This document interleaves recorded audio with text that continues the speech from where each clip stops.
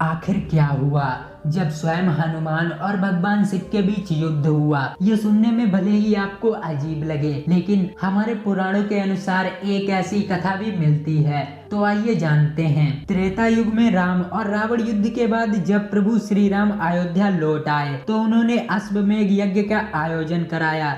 यज्ञ के बाद अश्व को स्वतंत्र विचरण करने के लिए छोड़ दिया जाता था, जिसके पीछे यज्ञकर्ता राजा की सेना होती थी। जब ये अश्व दिग्विजय यात्रा पर जाता था तो स्थानीय लोग इसके वापस आने की प्रतीक्षा करते थे। इस अश्व को यदि कोई रोक ले या फिर चुरा ले तो उससे युद्ध किया जाता था, और यदि अश्व कहीं खो जाए तो पुनः दूसरे अश्व से ये क्रिया कराई जाती थी। जब यज्ञ का घोड़ा देवपुर पहुंचा तो शिव भक्त राजा वीरमणि के पुत्र रुक्मांगद ने श्री राम के घोड़े को रोककर उसे बंदी बना लिया। अब देवपुर और अयोध्या की सेना में युद्ध तो होना तय ही था। वीरमणि ने सुना कि श्री राम के अनुज शत्रुघ्न की बाहिनी सेना युद्ध के लिए बढ़ती चली आ रही है। तब उन्होंने सशस्त्र सेना तैयार करने के लिए अपने प्रबल पराक्रमी सेनापति रिपुवर को आदेश दे दिया। फिर स्वयं शिव भक्त राजा वीरमणि अपने भाई वीर सिंह, भांजे बनमित्र तथा राजकुमार रुक्मांगद के साथ युद्ध के लिए रणभूमि में पहुंच गए। भीषण युद्ध हुआ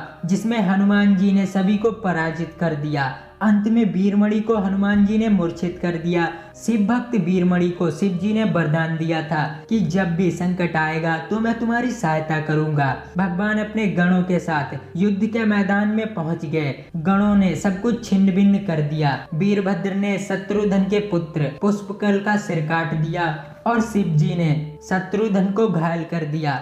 हनुमान जी ने दोनों को रथ में रखा और सुरक्षित किया। फिर हनुमान जी की सेना का मनोबल बढ़ते हुए गर्जना करके आगे बढ़े और शिव जी के सामने जाकर खड़े हो गए। फिर दोनों में भयंकर और प्रलयंकारी युद्ध हुआ। हनुमान जी रुद्र अवतार थे और उन्हें सभी देवी देवताओं ने वरदान दे रखा था कि कोई भी अस्त्र शस्त्र तुम्हारे शरीर को भेद नहीं पाएगा और ना ही तुम्हें कोई पराजित कर सकेगा। इस कारण भगवान शंकर और हनुमान जी में प्रलयंकारी युद्ध हुआ। दोनों ओर से हर तरह के दिव्यास्त्रों का प्रयोग किया जाने लगा।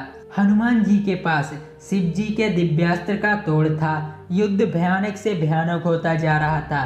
ये देखकर भगवान राम वहां प्रकट हुए और श्री राम ने हनुमान जी को समझाया कि आप किससे युद्ध कर रहे हो। शिव ही राम है और राम ही शिव हैं। ये सुनकर हनुमान जी को शिव में ही राम रूप नजर आने लगा। ये देखकर वे अपना युद्ध रोककर भगवान शिव और राम के आगे हाथ जोड़कर खड़े हो गए। हनुमान जी के पराक्रम को देखकर भगवान शिव बहुत ही प्रसन्न हुए और हनुमान जी को मनचाहा वरदान मांगने को कहा। इस प्रकार इस युद्ध का अंत हुआ। इस युद्ध में श्री राम और भगवान शंकर की ही लीला थी।